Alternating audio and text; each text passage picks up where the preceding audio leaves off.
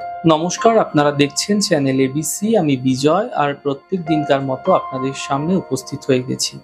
আজ আমি আপনাদের সঙ্গে এখন আলোচনা করব মতি শঙ্খের কিছু বিশেষ প্রয়োগ করে আপনারা আপনাদের জীবনে আসা বিভিন্ন সমস্যার এক সহজ সমাধান কিন্তু সহজেই পেতে পারেন।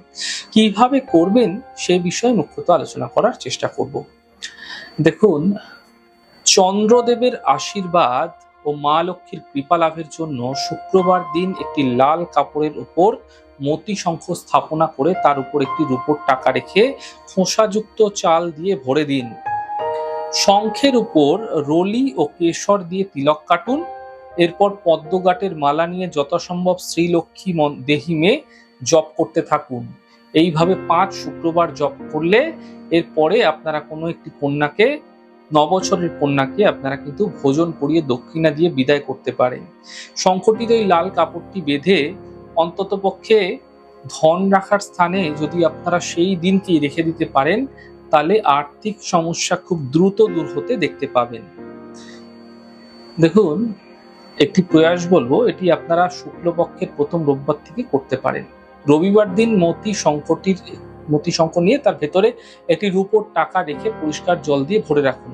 পরের দিন সকালে অর্থাৎ সোমবার দিন শয্যা ত্যাগ করেই শঙ্খে ভরা জল পান করুন এবং এই প্রয়াসটির মাধ্যমে আপনারা চন্দ্র দেবতার আশীর্বাদের সাথে সাথে মা লক্ষ্মীরও কৃপা লাভ করবেন। বিশেষত যে সকল ব্যক্তির জন্মকুণ্ডলিতে চন্দ্রের অবস্থা শুভ নয়, তারা এই প্রক্রিয়া করতে পারেন। এই ব্যবস্থার দ্বারা তারা উপকৃত হতে পারেন।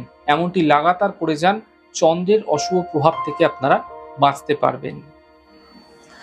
দেখুন, শিবের উপাসনা করে অসুস্থতাকে দূর করতে অসুস্থ ব্যক্তি যদি মতি শঙ্খে দুধ মিশ্রিত করে, দুধ নিয়ে আপনারা সেই জল যদি শিবলিঙ্গে অর্পণ করছে, তাহলে দেবাদিদেব মহাদেবের বিশেষ কৃপা লাভ করতে দেখা যায় এবং সুস্থ হতেও কিন্তু তাকে দেখা যায়। তাই প্রক্রিয়া ক্রমাগত করলে নমঃ শিবায় মন্ত্রের জপ করতে থাকলে ফায়দা দ্রুত মিলবে। দেখুন, মা লক্ষ্মীর উপাসনা করার সময় যদি মাকে মতি শঙ্খের দ্বারা স্নান করানো যায়, তাহলে খুব শীঘ্র কিন্তু মা লক্ষ্মীর কৃপা লাভ করা যায়। তাই প্রক্রিয়া যদি প্রত্যেকদিন সম্ভব না হলেও শুক্রবার করে যাচ্ছেন, এতে ফায়দা আপনাদের ক্ষেত্রে অবশ্যই মিলতে দেখতে পাবেন। অমাবস্যার রাতে মতি শঙ্খে তাও রূপোর টাকা, মন্ত্রপুত লক্ষ্মী করি ও গোমতী চক্র ভরে পূজা করুন। পরের দিন লাল সিল্কের কাপড়ে শঙ্খটি বেঁধে ধন রাখার পাত্রের ভিতরে ভরে রাখুন।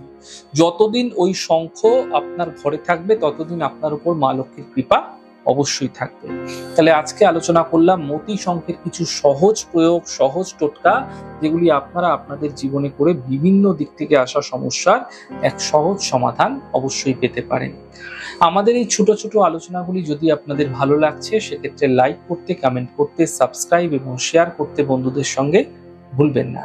অনেক ভালো, সুন্দর এবং সুস্থ থাকবেন। আগামী পর্বে দেখা হবে। নমস্কার।